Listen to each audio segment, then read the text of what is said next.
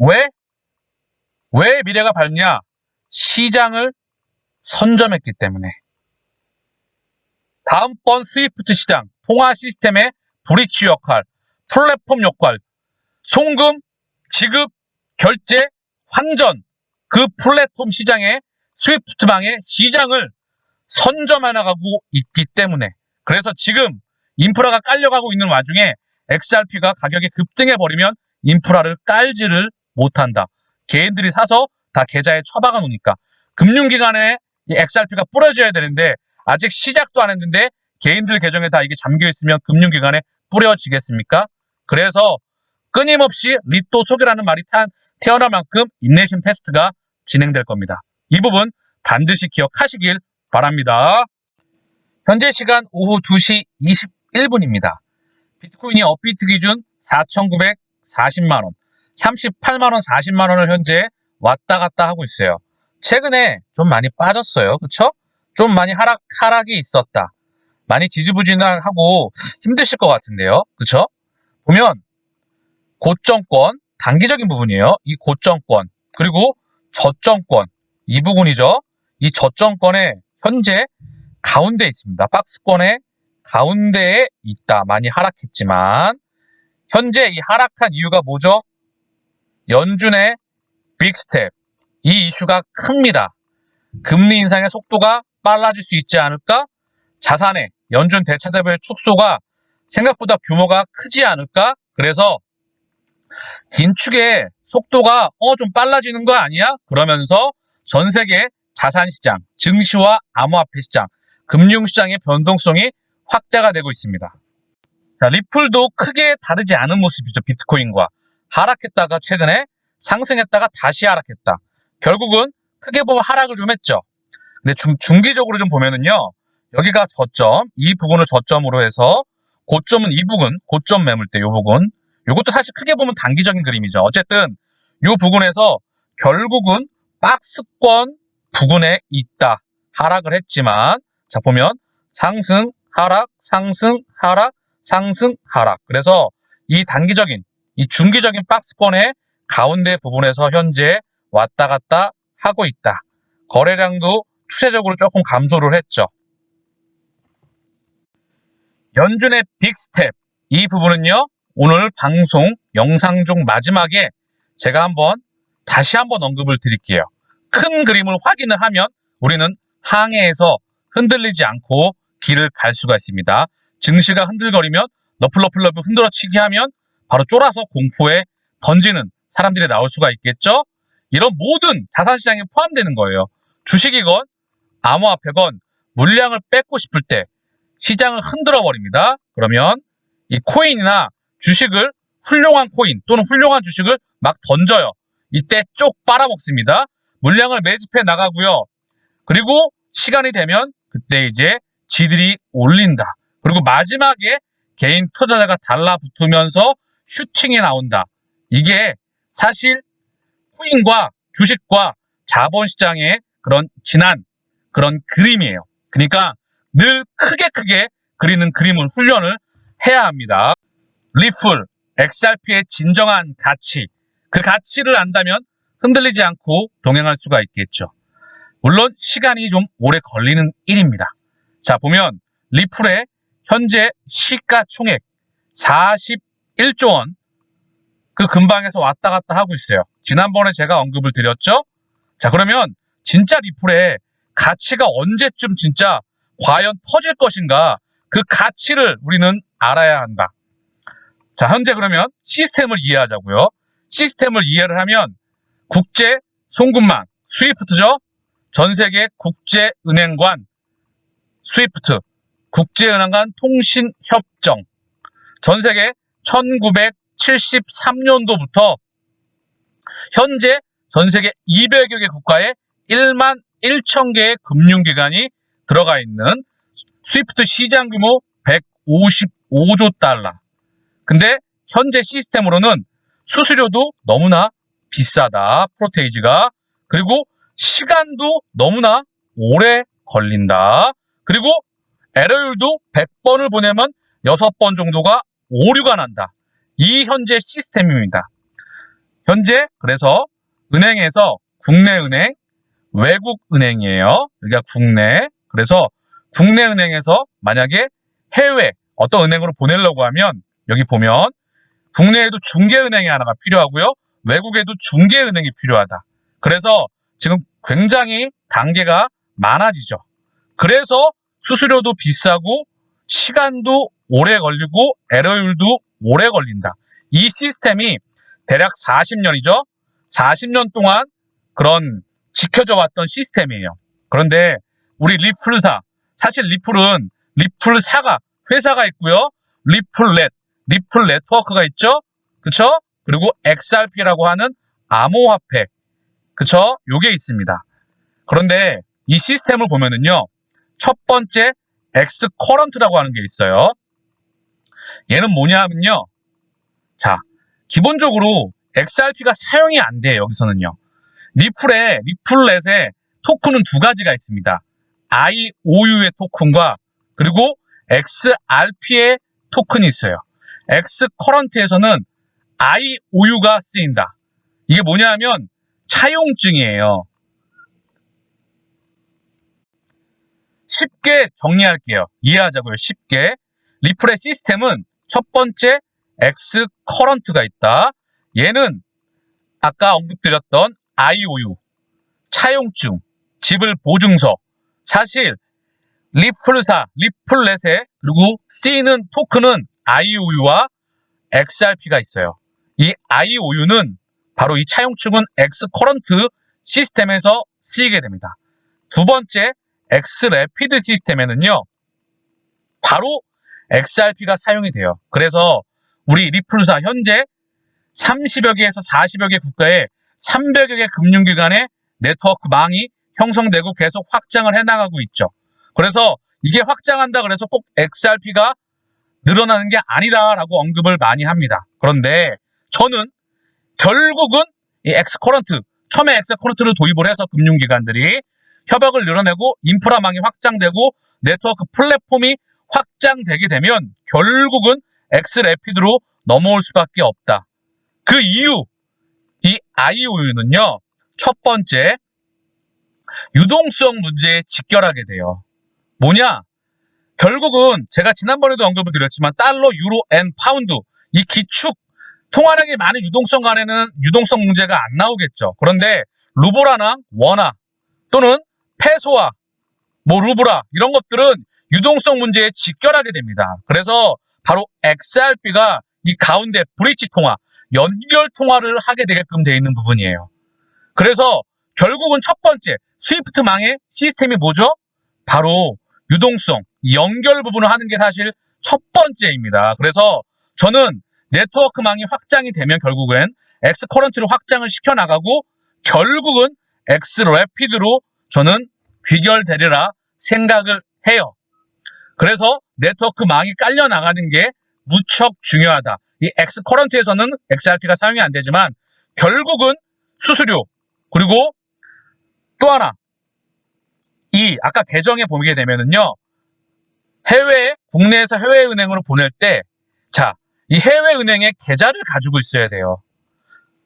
엑스커런트에서도 마찬가지로 계좌를 갖고 있어야 됩니다. 물론 스위프트 1세대에 대비해서는 그 금액이 작을 수는 있지만 결국 이 계좌에서 자고 있는 해외 계정에서 자고 있는 10조 달러의 돈을 해결을 아직은 바로 커런트에서는 못한다. 그런데 엑스래피드에서는 이 해외 계정에 노스트로 계정이라고 하거든요. 이 해외 계정에 잠을 자고 있을 필요가 없다. 이 두 번째 큰 이유가 있겠죠. 중요한 거죠. 뭐하러 여기서 자금을 놀리고 있습니까? 금융기관 입장에서는 해외에다가 여기서 자금을 묵혀놓을 필요가 없겠죠. 그래서 XRP가 브릿지 역할을 결국은 한다. 이게 가장 큰 의미를 갖습니다. 그래서 결국은 155조 달러, 현재 스위프트 1세대의 시장 규모예요. 이것도 참고만 하는 부분이고요.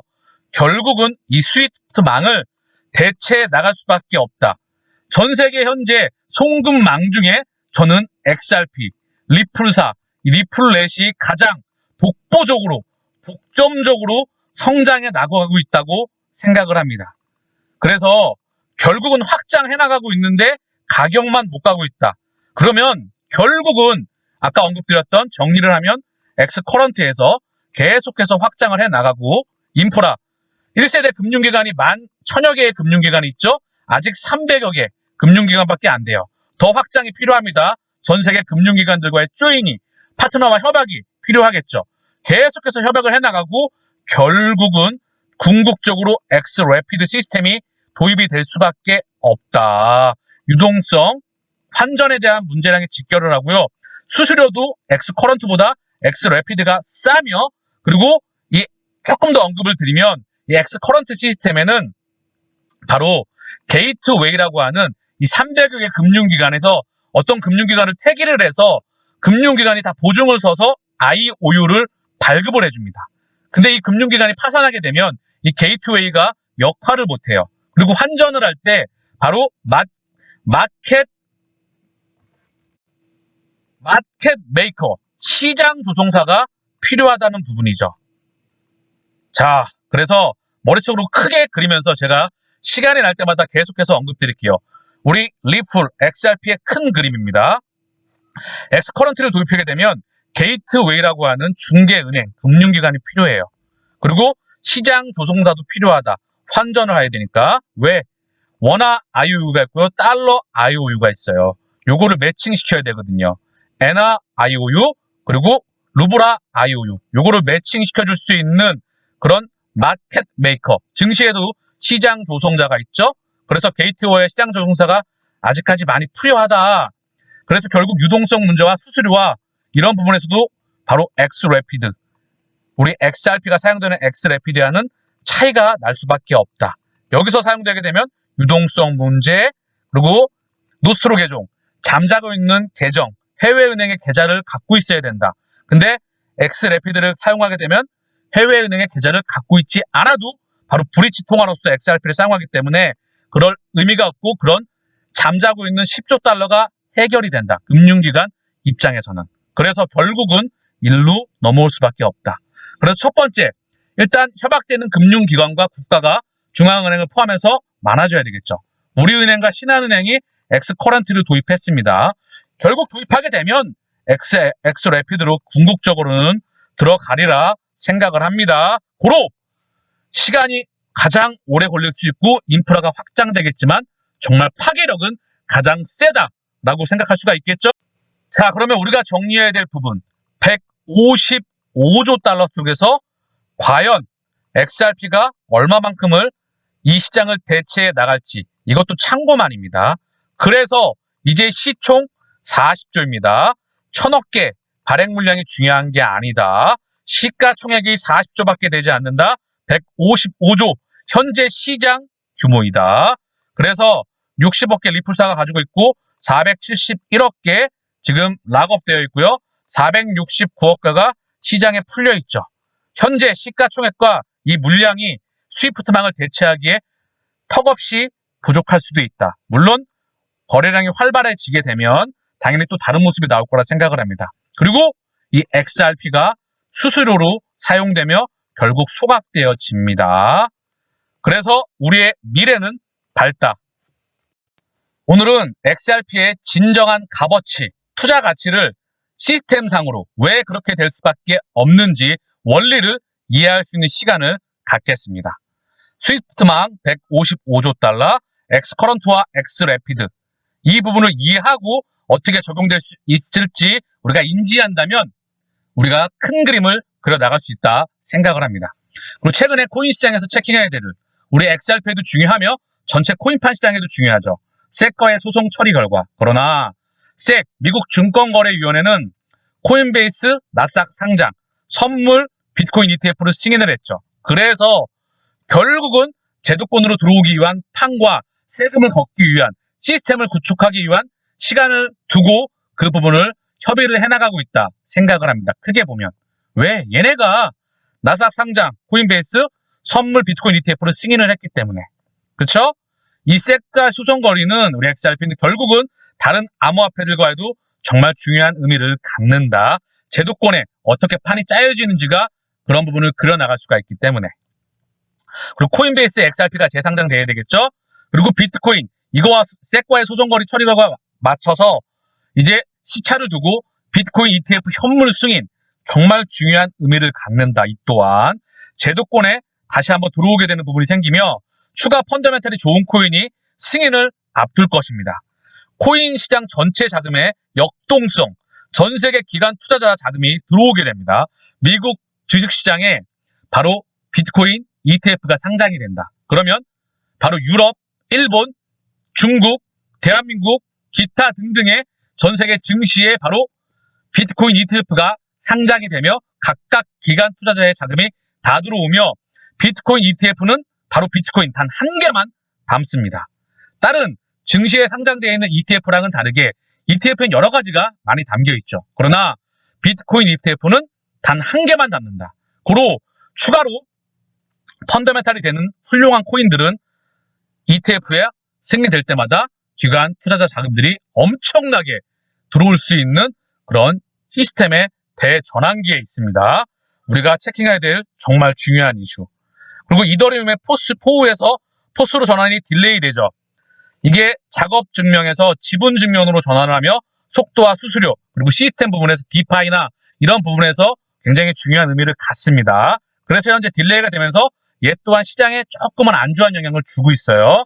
대외적으로 연준의 빅스텝, 저는 속도 조절. 제가 큰 그림 하나 보면 이해가 바로 꽂힙니다. 그래서 자, 이 그림 한 장에 연준의 빅스텝, 언론에서는 빅스텝이라고 계속 얘기하죠. 그러나 연준의 스탠스를 우리는 예측할 수 있다. 2008년도 이전에 0.8조였다. 연준의 자산이. 그러나 현재 8.8조, 약 9조 달러로 늘어났다. 달러를 그렇게 미친 듯이 찍어냈다. 그래서 사실 블록체인과 비트코인의 탄생과 절대 무관하지가 않겠죠. 어쨌든 중요한 건 2015년도에서 20년도까지 대략 17년, 18년 기준입니다. 이때 자산을 한번 줄이려고 그래요. 4.5조, 4.2조 요구해서 줄였던 부분이 3.8조에서 3.7조, 1조 달러도 못 줄이고 결국은 다시 미친 듯이 찍어냈다. 얼마 줄이지 못했다. 줄일 수 있었다고 한다면 이미 팬데믹 이전에 이때 줄여나갔다. 결국 지금은 멈출 수 없는 페달을 밟아 나가고 있다. 그래서 결국은 이 부분이 CBDC와 무관하지 않으며 실물 경제의 성장, 양적인 경제의 성장을 바로 메타버스, 그리고 CBDC, 그리고 NFT, 그리고 스위프트 2.0 세대의 바로 우리 리플과 XRP.